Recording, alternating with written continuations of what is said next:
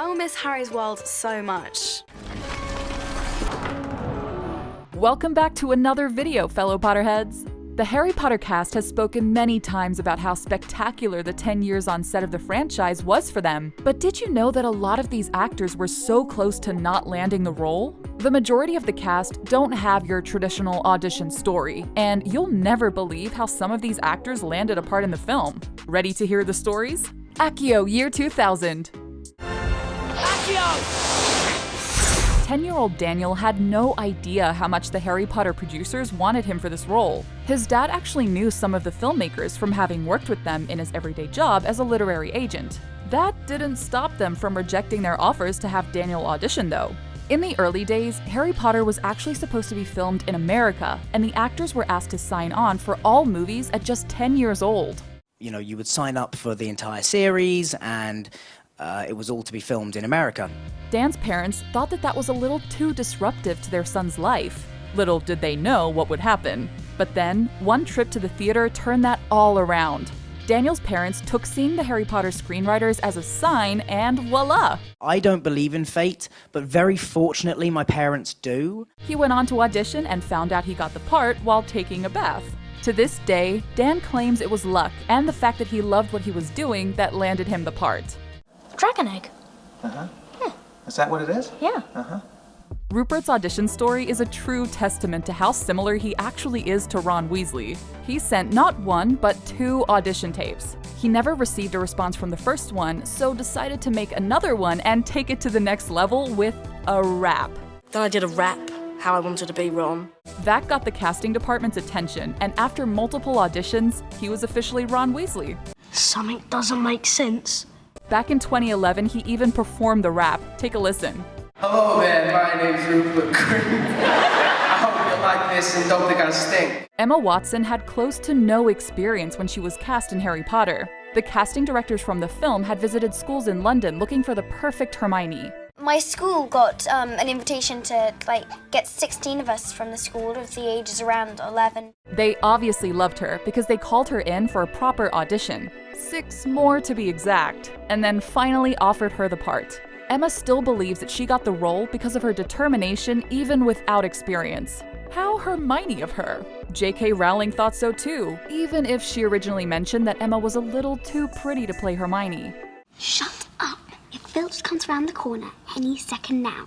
The theme of Matthew Lewis's Neville audition is 100% dedication. He waited in line for about 5 hours with his mom at an open audition just for the chance to show his talent. He was a huge fan of Harry Potter and needed a role. Just been so fortunate to be in a project like that, but a huge fan of the books. Even after his mom tried convincing him just to head home, he was determined to reach the front of the line. And he did.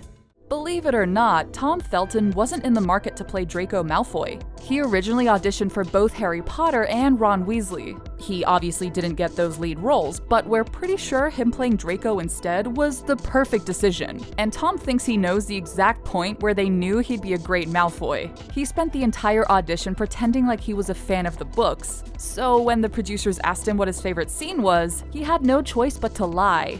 The guy next to me said something about Gringotts and goblins, so I was just like, yeah. The producers must have taken that as a very Draco thing to do, and he got the part. Evanna Lynch being in the Harry Potter franchise was fate, and you can't convince us otherwise.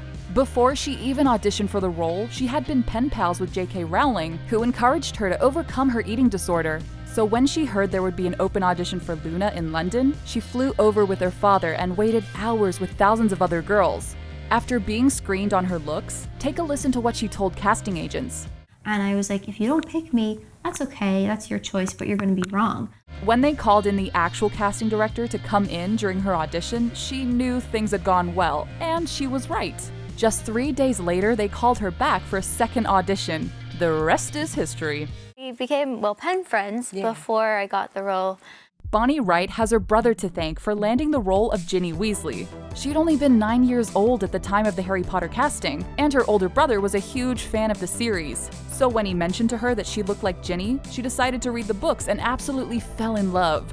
After begging her mother to get her an audition for Ginny, she got the role, and here we are almost 2 decades later. I mean, I started when I was 9. I don't know, I think you can still vividly remember quite a lot of it. James and Oliver also attended an open audition together and continued to get called back until landing the role. But the funny thing was they had no idea who was playing which Weasley twin. So they got to set the first day still not knowing, and after getting their scripts, they finally decided it was time to ask the casting director, except she had no idea either. She eventually came back with an answer, but James and Oliver are convinced they decided who would play who on a whim. Tom Felton wasn't the only one who had no idea what or who Harry Potter was. Devon Murray's Harry Potter audition had a pretty embarrassing twist to it. After being invited to a screen test for the first film, he walked straight past Daniel to director Chris Columbus and said, "Hi Harry, nice to meet you."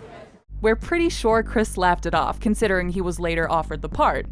Not to be dramatic, but it would probably be a crime against humanity if Helena Bonham Carter wasn't Bellatrix, but that was almost a reality. Did my research, because I just thought, I didn't quite extend as far as reading all the books. She wasn't the original actress cast for the role. They originally brought on Helen McRory, but Helen left the role after she found out she was pregnant and they brought on Helena. The two ended up playing sisters. Helen McRory was recast as Narcissa Malfoy in the last 3 films. The original Dumbledore was played by the iconic Richard Harris before he sadly passed away. But we were so close to never seeing his version of Dumbledore. The producers offered him the role multiple times, and each time offered him more money, but Richard just didn't want to spend his golden years working on a franchise. But he eventually gave in. For that, we have his granddaughter to thank, who hilariously told her grandfather she'd never speak to him again if he didn't take on the role. Alan Rickman wasn't the first choice for Snape. Let that sink in. Alan was only brought on after Tim Roth turned down the role to take on the blockbuster hit Planet of the Apes. At least it worked out for both of them. We have to say we're very glad they decided to go the route of Alan Rickman. Just look at how much he loved the franchise. Do you know, I won't really miss anything because it's been such an extraordinarily complete character to play. Ralph Fiennes originally thought that Voldemort just wasn't his cup of tea. He was a classically trained actor and couldn't see himself playing the character. But his sister talked some sense into him, and we got the dark masterpiece that is Voldemort.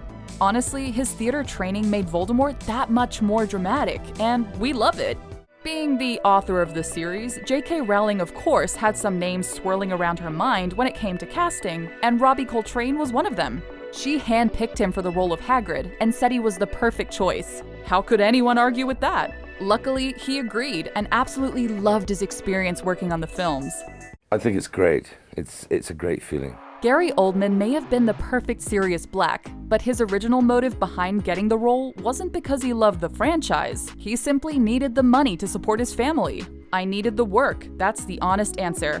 Honestly, respect. After getting the role and filming Prisoner of Azkaban, he fell in love with the series alongside his kids.